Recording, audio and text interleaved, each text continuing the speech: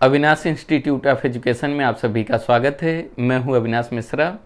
आज के इस वीडियो में हम लोग एशिया महाद्वीप का जो मानचित्र है उसके बारे में गहराई से अध्ययन करेंगे। इससे पहले के वीडियो में हमने विश्व मानचित्र का अध्ययन किया था। अगर आपने वो वीडियो नहीं देखा है तो उसका लिंक आपको नीचे डिस्क्रिप्शन में मिल जाएगा, नहीं तो आप प्ले लिस्ट में जाके विश्व का भूगोल और भारत का भूगोल का सभी वीडियो एक साथ देख सकते हैं। तो आइए लेक्चर शुरू करते हैं और समझते हैं।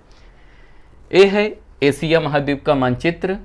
इस वीडियो में हम लोग एशिया महाद्वीप की जो सीमाएं हैं उसके बारे में गहराई से अध्ययन करेंगे। मानचित्र का अध्ययन करने से पहले सबसे पहले आपको दिशाओं के बारे में समझना जरूरी है। जब आप मानचित्र लोगे या अपने हाथ में कोई भी मैप लोगे तो उस मानचित्र के ऊपर की तरफ जो है उत्तर दिशा होता है। दिशाओं को समझना बहुत जरूरी है। याद रखना, कोई भी मानचित्र जब आप अपने सामने रखोगे तो उसके ऊपर की तरफ क्या होता है, उत्तर होता है, और नीचे की तरफ जो है दक्षिण होता है, और इधर दाहिने तरफ जो होता है पूर्व होता है, और बाएं तरफ जो है पश्चिम होता है। तो आइए मानचित्र को समझते हैं। ये है एशिया महाद्वीप। एशिया महाद्वीप के उत्तर में एक महासागर पाया जाता है। तो एशिया महाद्वीप के उत्तर में कौन सा महासागर है? आर्कटिक महासागर। समझ में आ गया? एशिया महाद्वीप के उत्तर में जो है आर्कटिक महासागर है, और एशिया महाद्वीप के जो दक्षिण में है वो है हिंद महासागर, और एशिया महाद्वीप के पूर्व में जो है वो है प्रशांत महासागर, और एशिया महाद्वीप के पश्चिम में जो है यूरोप है। यूरोप जो है एक महाद्वीप है।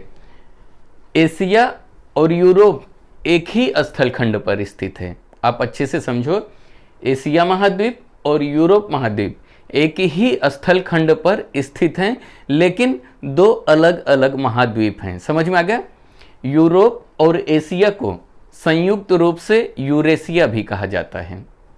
यूरोप और एशिया को संयुक्त रूप से क्या कहा जाता है? यूरेशिया भी कहा जाता है। और ये दोनों महाद्वीप जो हैं एक ही स्थलखंड पर स्थित हैं, लेकिन कुछ भौगोलिक सीमाएं हैं। आइए समझते हैं यूरोप और एशिया महाद्वीप को पृथक करने वाली यानी अलग करने वाली कौन कौन सी सीमाएं हैं। ये है यहाँ पे यूराल पर्वत। यूराल पर्वत जो है यूरोप और एशिया को अलग करता है। समझ में आ गया? यूराल पर्वत जो है यूरोप और एशिया को अलग करता है। यूराल पर्वत के जब आप थोड़ा सा आगे जाएंगे तो यहाँ से एक नदी निकलती है जिसे हम लोग यूराल नदी कहते हैं। यूराल नदी का पानी जो है यहाँ पे कैस्पियन सागर है, इसमें आके गिरता है। समझ में आ गया? तो ये है यूराल पर्वत। यहाँ से एक नदी निकलती है जिसे हम लोग क्या कहते हैं? यूराल नदी कहते हैं। यूराल नदी अपना जल यानी कि अपना पानी जो है कैस्पियन सागर में गिराती है। यूराल पर्वत के आगे जाओगे तो यहाँ पे यूराल नदी देखने को मिलेगा। उसके बाद थोड़ा और आगे जाओगे तो एक सागर आता है जिसे हम लोग कैस्पियन सागर कहते हैं। समझ में आ गया? फिर थोड़ा और आगे जाओगे तो एक यहाँ पे भी पर्वत पाया जाता है जिसे हम लोग काकेशस पर्वत कहते हैं। कौन सा पर्वत कहते हैं? काकेशस पर्वत कहते हैं। फिर और थोड़ा आगे जाओगे तो यहाँ पे एक सागर देखने को मिलता है जिसे हम लोग क्या कहते हैं? काला सागर कहते हैं। ठीक है। फिर थोड़ा और आगे जाओगे तो एक सागर और देखने को मिलता है जिसे भूमध्य सागर कहा जाता है। तो यूरोप और एशिया के मध्य जो सीमा निर्धारित करती है वो सबसे पहले यूराल पर्वत, यूराल पर्वत के बाद यूराल नदी, उसके बाद कैस्पियन सागर, काकेशस पर्वत, उसके बाद काला सागर, उसके बाद जो है भूमध्य सागर। भूमध्य सागर, काला सागर, काकेशस पर्वत, कैस्पियन सागर, यूराल नदी और यूराल पर्वत जो है यूरोप और एशिया को एक दूसरे से अलग करती है। समझ में आ गया? परीक्षा की दृष्टि से बहुत ही इंपॉर्टेंट है। अब आइए आगे समझते हैं। यहाँ पे है अफ्रीका महाद्वीप और यहाँ पे है एशिया। अब हम समझेंगे कि अफ्रीका महाद्वीप और एशिया महाद्वीप के मध्य कौन सीमा निर्धारित करता है। तो यहाँ पे देखोगे एक नहर दिखाई दे रहा है जिसे हम लोग स्वेज नहर कहते हैं।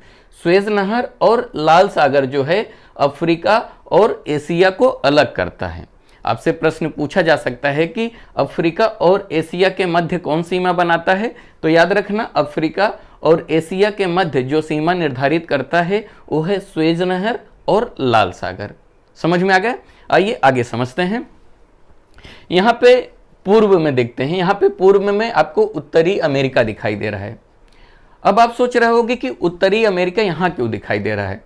जब आप विश्व मानचित्र पे देखते होगे उत्तरी अमेरिका और दक्षिणी अमेरिका हमेशा आपको यहीं पे दिखाई देता होगा, और मैंने यहाँ पे लिखा है। क्यों लिखा है? पृथ्वी कैसी होती है? गोल होती है। तो अगर मानचित्र को फैलाया जाए तो ऐसा सामने दिखेगा, समझ में आ गया? अगर हम इसको गोल कर देंगे तो ए वाला भाग क्या होगा? यहाँ पे आ जाएगा, इसलिए मैंने इसको यहाँ पे दिखाया। समझ में आ गया?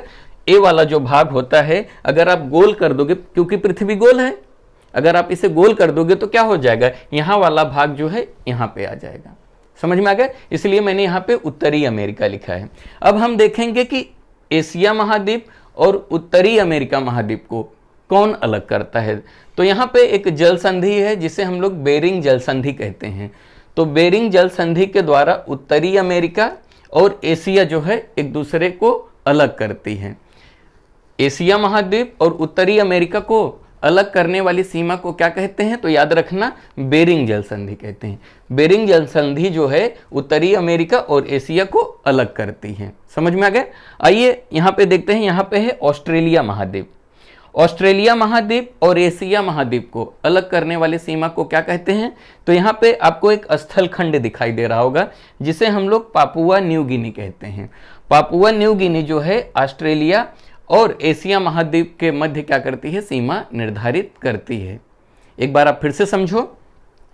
एशिया महाद्वीप के उत्तर में क्या है? आर्कटिक महासागर। दक्षिण में क्या है? हिंद महासागर। पूर्व में क्या है? प्रशांत महासागर। और पश्चिम में यहाँ पे दिखाई दे रहा है, यहाँ पे है यूरोप और एशिया। इनके मध्य कौन सीमा बनाता है? यूराल पर्वत, यूराल नदी, कैस्पियन सागर, काकेसस पर्वत, काला सागर और भूमध्य सागर यूरोप और एशिया के मध्य सीमा निर्धारित करती हैं। उसके बाद अफ्रीका और एशिया महाद्वीप के मध्य स्वेज नहर और लाल सागर। समझ में आ गए? और यहाँ पे उत्तरी अमेरिका है। उत्तरी अमेरिका और एशिया महाद्वीप के मध्य कौन सीमा निर्धारित करती है? बेरिंग जल संधि। समझ में आ गए? और यहाँ पे है ऑस्ट्रेलिया। ऑस्ट्रेलिया और एशिया के मध्य जो है पापुआ न्यू गिनी जो है सीमा निर्धारित करती है। मुझे यकीन है कि आपको मानचित्र अच्छे से समझ में आ गया रहेगा। अगले वीडियो में हम लोग एशिया महाद्वीप के बारे में गहराई से अध्ययन करेंगे। उसमें मैं आपको नोट्स लिखवाऊंगा जिससे आपको एशिया महाद्वीप और अच्छे से क्लियर हो जाएगा। तो वीडियो कैसा लगा कमेंट करके ज़रूर बताइएगा। अगर अभी तक इस चैनल को आपने सब्सक्राइब नहीं किया तो कर लीजिए। वीडियो देखने के लिए धन्यवाद।